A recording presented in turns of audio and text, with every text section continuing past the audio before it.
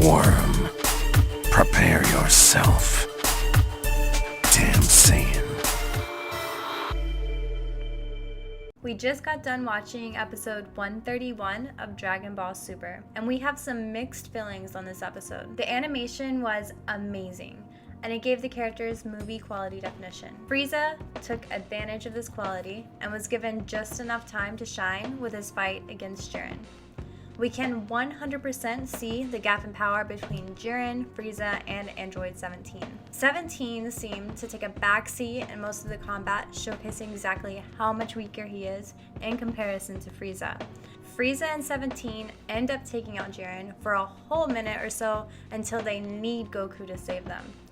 We were kinda hoping that Frieza and 17 would be the ones to tag team Jiren, seeing as how Goku should be completely out of stamina.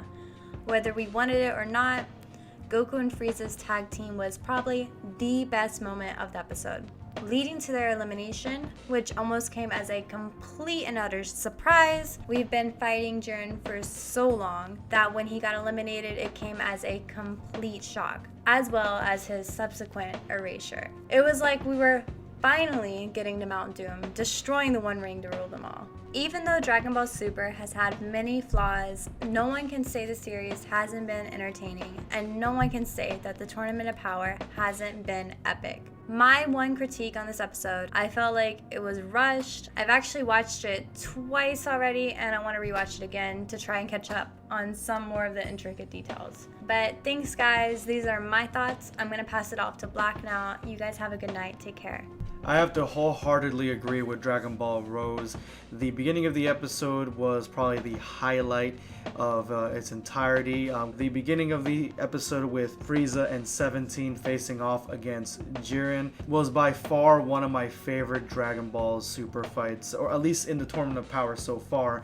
The whole concept of it was that Frieza was trying to wring out Jiren by any means necessary, and Jiren actually got some pretty good blows in there, but toward the end of their initial engagement, Frieza seemed to dominate him, and it took a pep talk from Toppo to get him back up on his game. And at this point, just by powering up, he was about to take out Frieza and 17, but then lo and behold, Goku arrives, comes in, and protects them from getting wrung out. And what follows is essentially just Goku and Frieza trying to take Jiren off the stage, and they're actually finally working as a tag team duo. I have been waiting for this since last year, since last May. As soon as I found out that Frieza was going to be part of Universe 7's team, I knew exactly what was going to happen. I knew that Frieza and Goku were going to tag team Jiren at some point, and it finally happened. And it wasn't as long as I would have liked, but it definitely was as satisfying as I liked. Even at one point, Goku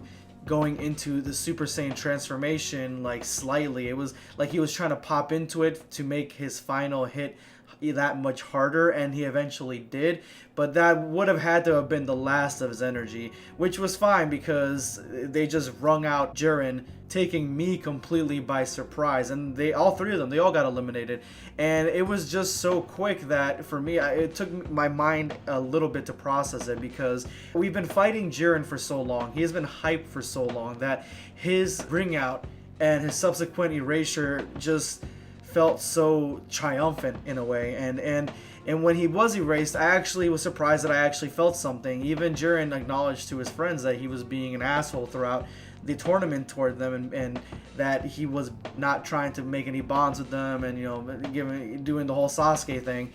And they were like, you know what, we got your back, man, no matter what, which is, I mean, it's beyond me, but whatever.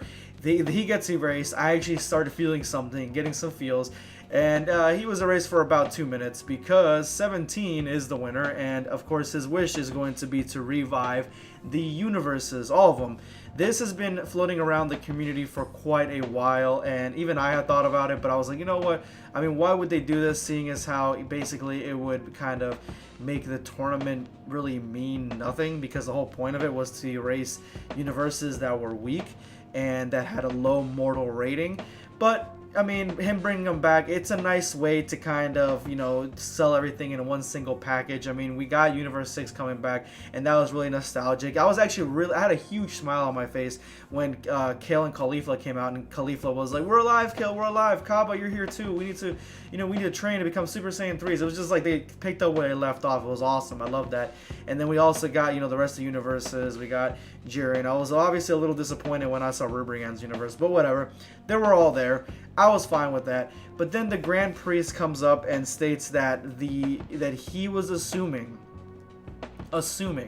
that the winner of the tournament would make a non-selfish wish and revive all the universes again.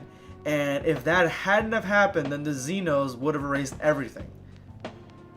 Okay, what? That, for me, that's where the episode was, that was probably one of the biggest pitfalls of the episode, because it was fine. The 17 reviving all the universes was great. It really built on his character. It propelled his character forward, and exactly the fact that he is a hero. He's different from where he was in the Cell arc, but we didn't need to find out that the Grand Priest already had this all in the bag. That there was no point really in having this extra condition of erasing the universes, and I'm really kind of upset. I'm salty that they even added this in there at this point now, because it wouldn't have mattered. I mean, we don't even know what Jiren's wish was. What if Jiren had won?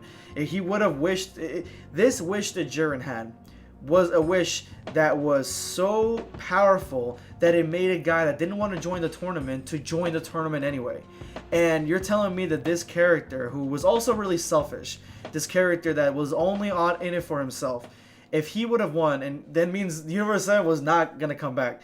Like, I had some theories that Jiren was going to wish back everybody because he was a hero, and those were completely thrown by the wayside because of Jiren's actions.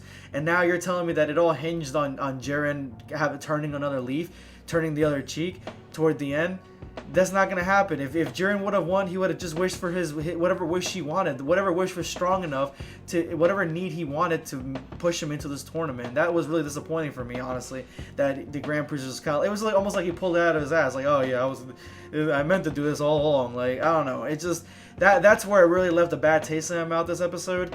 After that, we did get to see, we did see them going back to Earth, and actually, for me personally, I know for Dragon Ball Rose, she thought she needed more time. I felt like this is subsequent enough time for us to hear what the ending of the story was.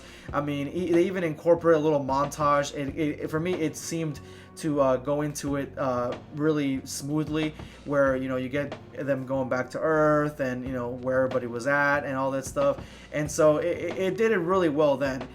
But then we get to the point where we've been told that there's a special at the end, so I'm thinking there's going to be something after the credits of Dragon Ball Super episode 131, and there's a point at the end where we get to Frieza, and he's got the Frieza Force back somehow, and he's got his spaceship back somehow. And he's like, I'm back, even though Goku said he'd stop him. He's back now, and at this point I'm like, all right. So I'm thinking like the camera's gonna pan over and we're gonna see this new Saiyan from the Dragon Ball Super movie, and no, it just cuts off and that goes into the credits. So apparently, according to Herms, the ending scene after the credits was the teaser for the Dragon Ball Super movie. Well, talk about a big letdown, because we got that earlier on in the week. If we hadn't got that on Tuesday, I believe, then I would have been fine with it. Then it would have been like a really big sort of reveal. Everybody would be talking about it. But because we got it earlier on in the week, it was nothing. It was like, all right, whatever. And then there was a last scene actually after the credits, and that was the homage to Goku versus Vegeta in the Saiyan saga. And it was done well. I mean, I liked it. It gave me the nostalgia feeling. It made me feel something. But then Vegeta goes, what happened to Ultra Instinct? Because they're fighting in Super Saiyan Blue. And of course, Vegeta's crazy bastard. He's gonna want to fight Goku at his best. He's gonna want to fight this Ultra Instinct and see what the whole fuss is about. But then Goku goes, I can't go into it. What? He says, I can't go into it.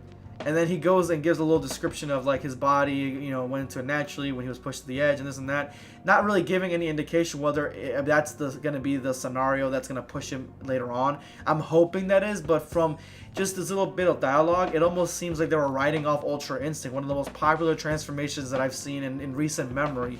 In my opinion, as popular as Super Saiyan 4 was back in the day. So, in Super Saiyan 3 actually.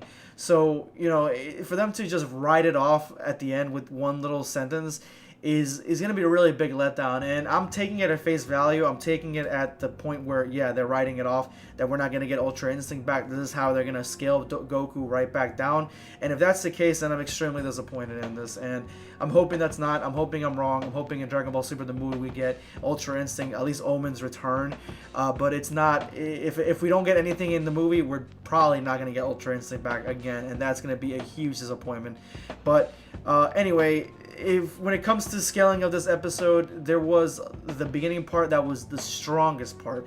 There was great animation, a great fight scene, Jiren's subsequent deletion. It was great. And then we get to a couple of these hiccups throughout the ending of the episode. So I'm gonna go ahead and give this episode a 4 out of 7 Dragon Balls. That's gonna be equivalent to a 6 out of 10.